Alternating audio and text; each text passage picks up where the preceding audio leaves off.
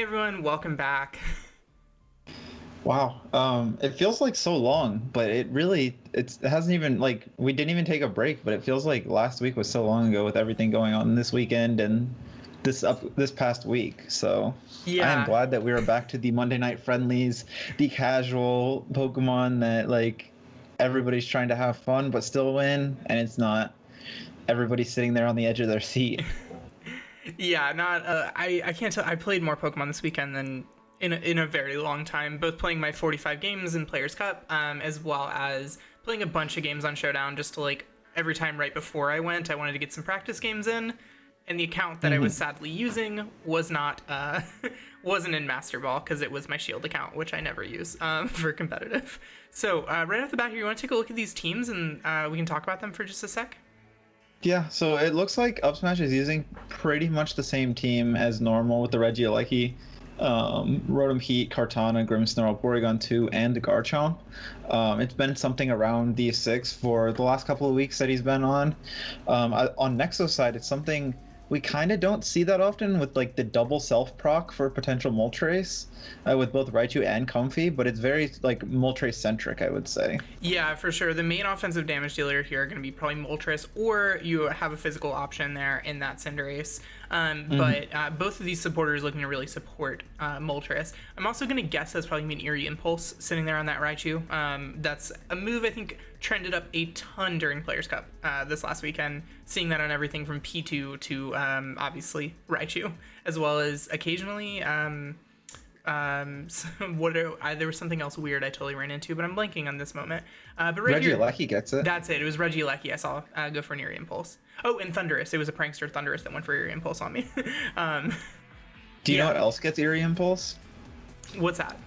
Quagsire. Quagsire. I don't know why, but it does. Yeah. So right here in the leads, we see the Cinderace and Cineroar lead against the opposing Grimmsnarl and Garchomp. So Nexo getting that big Intimidate down onto this Garchomp, but Garchomp has its own means of lowering Cinderace's attack if it wants to go for something like a Max Wormend.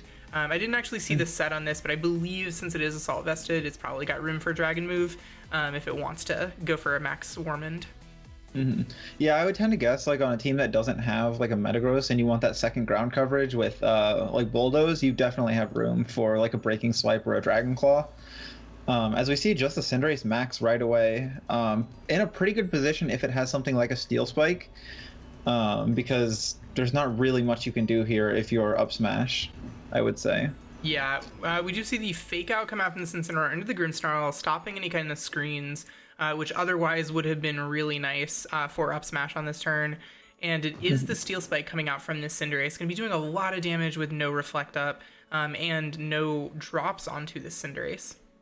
And it's weird. Steel Spike was a move often dropped on Cinderaces recently. They've tended to go for Sucker Punch or Protect as the last move with your flying coverage, your fire coverage, and your fighting coverage to get the max knuckle boost.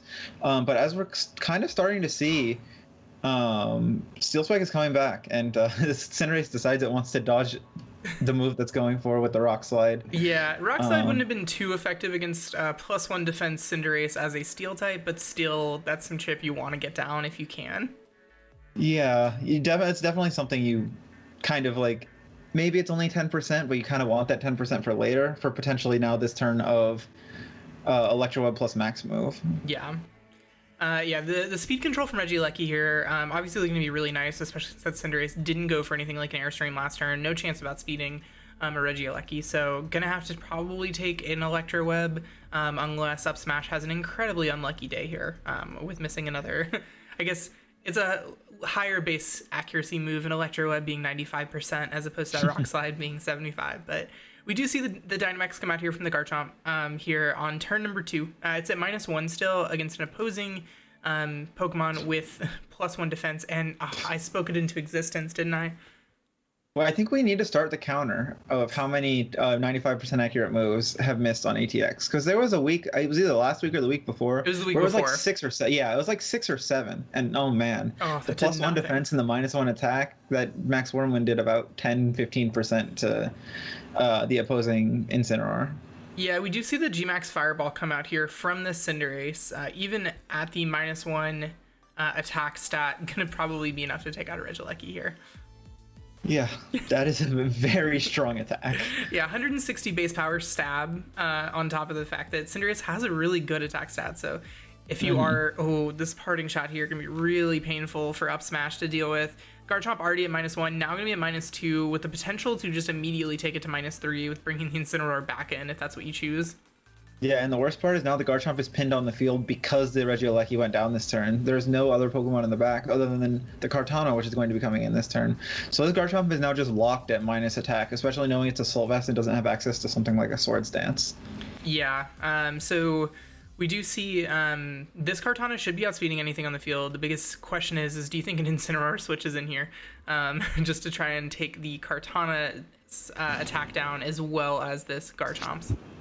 Yeah, I think we very well could see the Comfy switching back out into the Incineroar. But we also could see the Comfy just ally switch or protect and then switch in a turn later after the Dynamax is over. Or like with one more turn of Dynamax stalled out. It really comes down to can this Kartana do? As we see the Floral Healing instead. Yeah, just opting for regaining that health onto that Cinderace, bringing it back up almost entirely to full. The Sacred Sword coming out, probably trying to predict that Incineroar switch in, not getting a whole lot of damage and not going to be able to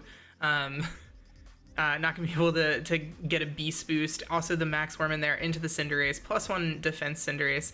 Now it's -2 attack, but still in a position where I'm not sure where this Garchomp's gonna be able to take its KO.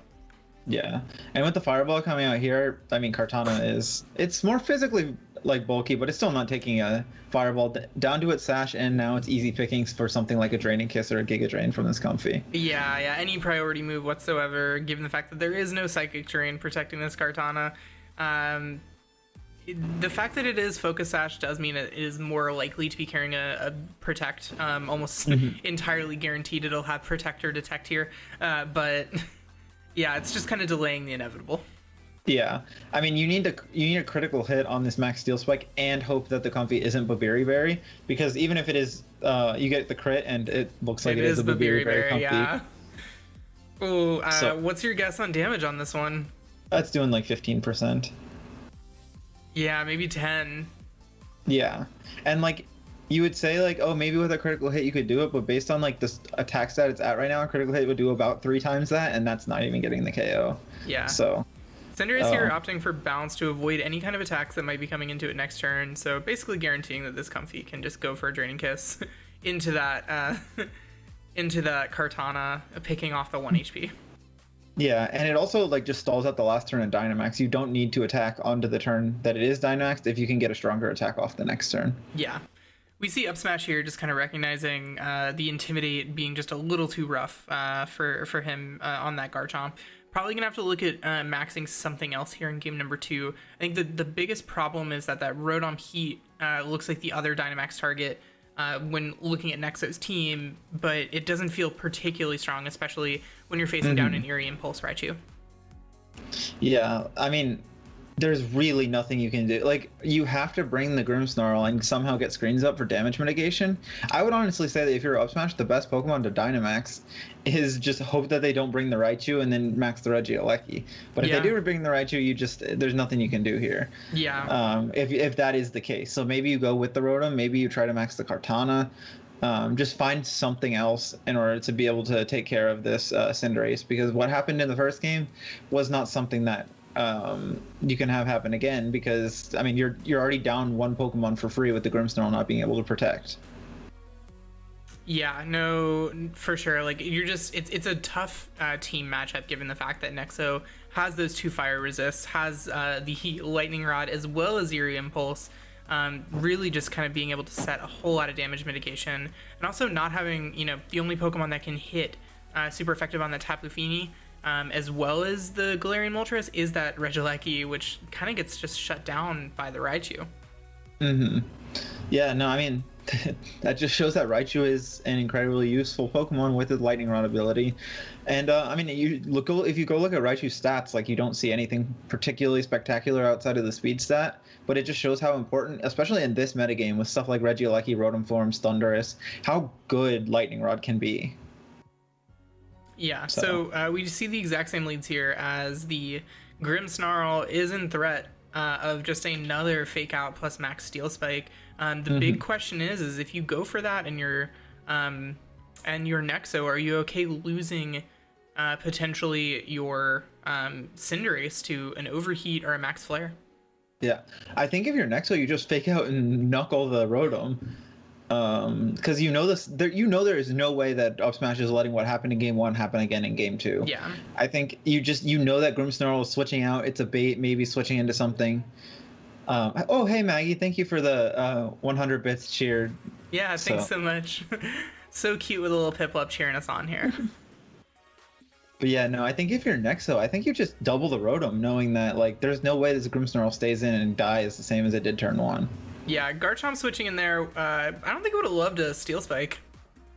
No, not. I would guess that does over half to a non-Dynamax Garchomp. Yeah, especially being Assault Vest here, giving away a little bit more of that information about the fact that it's going to be able to take special attacks pretty well, but Garchomp more known for moving fast and hitting hard.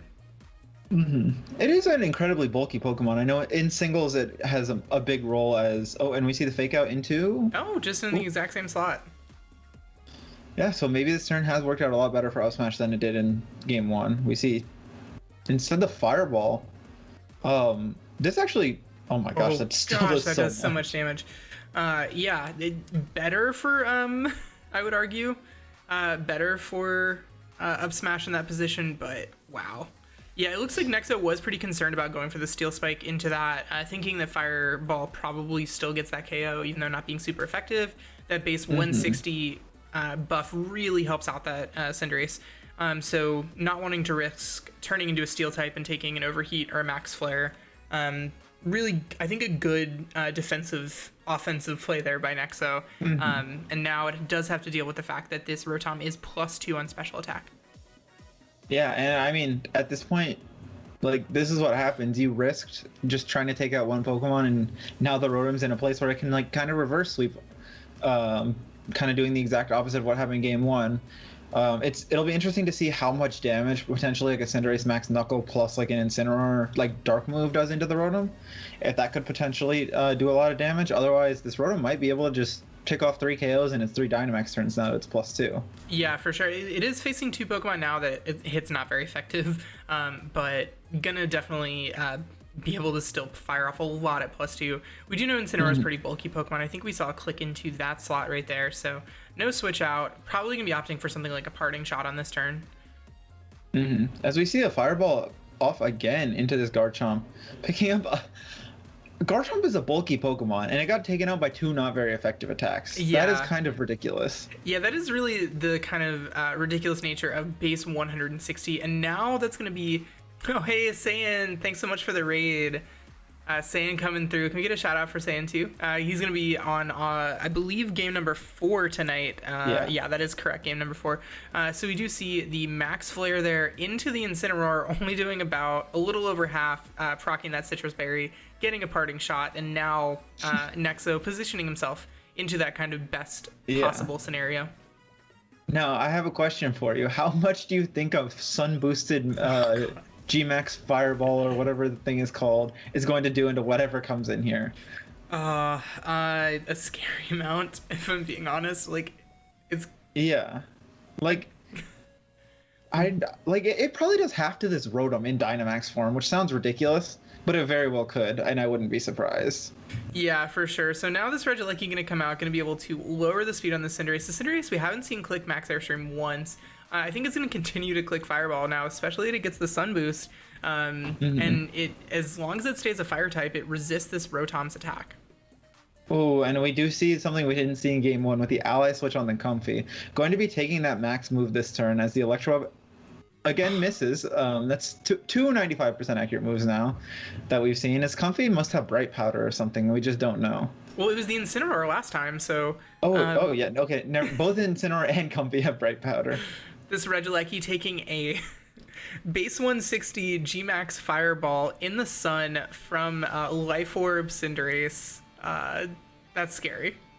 Yeah, and the Comfy, I assume the Comfy, did it die or did it live? It lived on like 1 or 2 HP. We know it's not a Focus Sash, so something like a magic second item there with a Phantom Focus Sash looks like That parting shot putting in a lot of work, lowering this Rotom's special attack. Yeah, no, I mean, see now, can you just high jump kick into this Rotom and do like 65%? Well, it's going to do less because Reflect will be up, which is one Oh, nice that is thing. true. So do you now here if you're up smash, do you think that there's an ally switch coming here from this Comfey or not?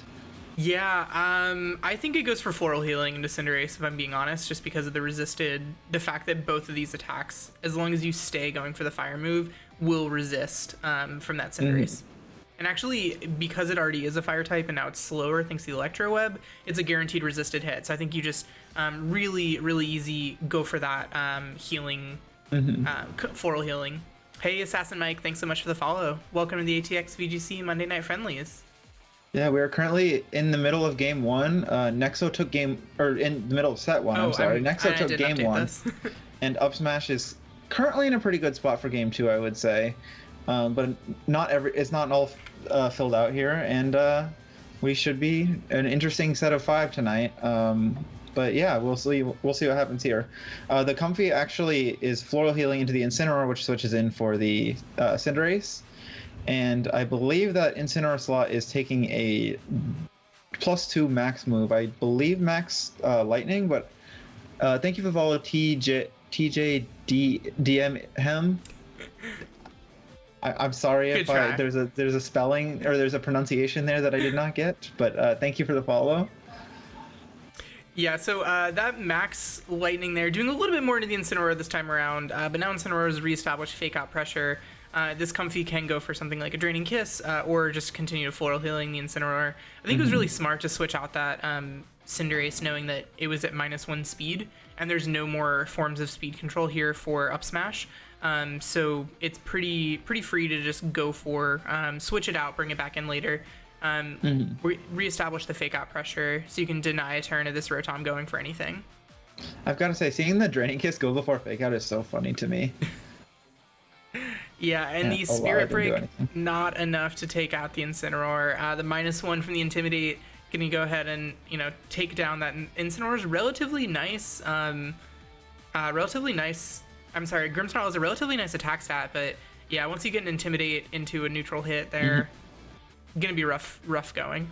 Yeah, as we just see another Floral Healing into this Incineroar. This thing has like 6 lives right now. I believe this is the 3rd time it's been Floral Healed throughout this set.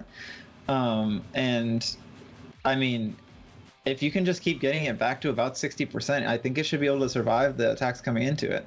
As it actually goes, oh no, no, it lives on another Phantom Focus Sash here for Nexo, as it gets a Snarl off as well. Now in a position where I think the Thunderbolt doesn't KO. This Rotom has got to be forced to go for a Nasty Plot in order to try and contend, and hope that maybe the Comfey goes for something like an ally switch instead of Floral Healing, even though it's completely incentivized to go for that Floral Healing here. I think you just have to start targeting down the Comfey at this point, because you're not getting anything out of targeting down the Incineroar. It goes down to no HP, and then it goes right back up to 55%. Yeah, and this Comfey's slowly healing itself back with that Draining Kiss onto the Grimmsnarl, being super effective. Yeah, it was an interesting move here with Nexo not going for the Floral Healing, instead going for the Draining Kiss onto Grimmsnarl, and now I believe the Incineroar is staying around one more turn. Yeah, at least. This Comfey now, Rollercoaster pointing out in chat, the miss on the Electro Web onto Comfey was really big now. It being able to continually Floral Healing when it would have otherwise gone down. Yeah, because that would have done, I don't know, 45-50%. And it lived on it one or two. Right it lived on 1 or 2, so all it had to do was connect, and unfortunately it didn't connect for up smash in this turn. Missing 2 Electro Webs, clicking it twice, pretty rough.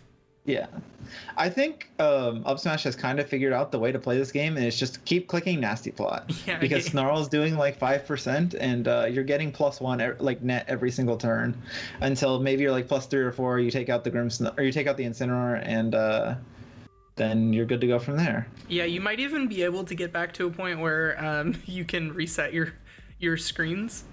Yeah. This might be the rare case where Light Clay actually comes out into effect, where you set it a second time, when the Grimmsnarl didn't come in until turn number 4. Yeah, I remember watching a stream in Collinsville, and somebody set up like a third Light Clay Reflect. Oh my gosh. It was like a 20-turn battle, but like it was like hyper offense, and like everybody was clicking very fast, so they got through the timer. And an ally switch now? Yeah, we see the ally switch trying to avoid the KO onto this Comfy. This Comfy just wanting to stay on the field as long as possible. Rotom going for yet another nasty plot here. Gonna go ahead and continue to get +1 every turn as long as Snarl connects. Maybe Up Smash also trying to go for something like the potential of a Snarl miss. It's happened to Up Smash so far with those Electro Webs. We actually just see the parting shot here this time instead of the Snarl. Pivoting back into presumably the Cinderace to just go ahead and finish this game off. Yeah, and the one issue though is that the Cinderace's only move to deal damage to the Rotom is High Jump Kick, and the Rotom can just protect and make it take 50%. Yeah. Yeah, all we've seen so far is what I believe Iron Head, Fire type attack, and the we haven't seen a Max Knuckle actually come out yet. Yeah, I'm just saying, like, if it has a move to deal damage, it is going to be High Jump Kick, and High Jump Kick you run the risk of having to protect. We might just see an ally switch and Iron Head this turn potentially. Take out the Grimmsnarl. Yeah, to take out the Grimmsnarl if possible. You just need to find a way to beat this Rotom, which is going to be difficult for Nexo, seeing that pretty much everything is either slower than or take super effective damage in general and like resist all of the Rotom's attacks. Yeah, I just realized this Cinderace is actually free to continue to go for High Jump Kick, because if it misses, it just gets a Floral Healing back. The one issue though is if this Grimmsnarl targeted it with a Spirit Break this turn, it's going to be taking super effective damage from the Spirit Break. Let's see. Oh, it is enough. Perhaps trying to bank on the fact that maybe that Intimidate was enough to lower this Grimmsnarl's special attack, given what it was doing before. Now this battle has changed pretty dramatically. There is still one Pokemon we haven't seen come out from Nexo, so we know that in the back is that Incineroar at relatively low health, as well as a fourth potential Mon, and it looks like it's the Tapu Fini. This could be both very good and very bad. If this is an offensive fast specs Tapu Fini, you just win the game here. You scald the Rotom and you win. If it's a slow Calm Mind one, you are dying to whatever comes out from this Comfy, and honestly you're probably not even KOing Rotom if you somehow get the ally switch and Muddy Water off. I think Rotom might be able to survive Muddy Water from here. The Rotom actually opting here to go for a double protect. Yeah, that was an interesting play, and just I think the play probably was to just hope you're faster, but you never know. We do see it fail though, as Comfy Draining Kisses into the Grimmsnarl, doing again only like 10% there. Yeah, but it's a very consistent 10%, I will say. Well, it's gotten several special attack drops from the Spirit Break. It is Muddy Water here, and it missed on one Pokemon. I missed which one it missed on. It missed on the Grimmsnarl. Oh, so yeah, actually I think your play was just to attack into it, knowing that you have your screens up. Now it is at -1. You still have your light screen up. You probably live another Muddy Water, but it's a lot closer, I think, than it had to be. Yeah. Thank you, ally switch and Calm Mind here if you're Nexo, which is a really disgusting play to have to like just continuously ally switch your way through things. But it's really disgusting to play against as well, I will say, because if you're Up Smash, you're like, is there going to be a Floral Healing and I target the Comfy? Is it going to be an ally switch and I have to target the other slot to get rid of the Comfy? And it just ends up becoming like the biggest mind game ever, and there's usually no safe play outside of doubling one slot if you have two offensive Pokemon on the field. Yeah, the fact that if this Rotom, we do see the ally switch come out here, so I think we're going to be seeing a Thunderbolt go into that. And it is a fast Tapu Fini as well. That's important information. And this potentially could just take out the Rotom here as it survives on just a little bit of HP. Is that in Draining Kiss? Oh, and the Comfy's gone. Never mind. It doesn't matter if it's in Draining Kiss range. Obviously going to be not going to want to necessarily take a Fake Out, so going to have to protect next turn. So this Tapu Fini is probably in a great position to just go for Calm Mind. Yeah, you can just, well, do you even, I was going to say, do you need to Calm Mind? You can Fake Out the Grimmsnarl and Moonblast the Rotom. Yeah, actually, that's even... Because I would assume the Rotom, I know it's a resisted attack, but, and it's -2... Tapu Fini behind a light screen, but I think you're still doing 12 damage. Yeah, you should be able to do 12. You might want to do it into that Grimmsnarl if you read the protect. But yeah, I guess you do kind of lose if it doesn't protect here on this turn. So. Yeah, no. I don't think you can double the Grimmsnarl. I think you have to fake out one and attack the other. As we see the fake out into the Rotom, and that should be enough to get the KO. Yeah. And it looks like Nexa is going to be going away 2-0 with this one. Unless this Grimmsnarl somehow can have like the super critical hits and Spirit Break and also win speed ties that aren't speed ties. Yeah. But it's not looking too hot for this Grimmsnarl right now. No, this Tapu Fini is obviously now at -3 on special attack, but critically the Reflect is no longer up, and this Incineroar doesn't have any drops on it, and the light screen is now up, so you have to waste a turn probably setting a screen. Yeah, and with 17 HP left, it's not looking like it's the very high chance of that happening. So Up Smash is going to just click the run button, and we're going to have Nexa winning this one 2-0. So. Yeah, so no game 3 here in our very first game, and Nexa taking that one 2-0. Really well played. I think that it was just a team matchup issue for Up Smash. Yeah, I think the big thing is like Up Smash's ways of dealing damage were the electric type attacks, and with just the threat of the Raichu didn't come to either of the games. With the threat of the Raichu, you couldn't max the Regieleki, which otherwise would have been amazing, and you couldn't really do that much damage with the Rotom because you were doing fire moves into fire types. Yeah. Just because you thought maybe that at some point you either have to say, no, the Raichu's not in the back, and just start clicking those electric type attacks, or you just have to find like a completely different game plan, which I don't think was very difficult or very possible to do. It would have been very difficult if Up Smash were to have tried to find another game plan. It definitely looks like this team really wants a water type is the one thing that like I think looking at it, because here the double fire being so resisted as well as super effective against that Kartana, not being able to provide any kind of cover there. But with that, that's going to wrap up our very first game of the night.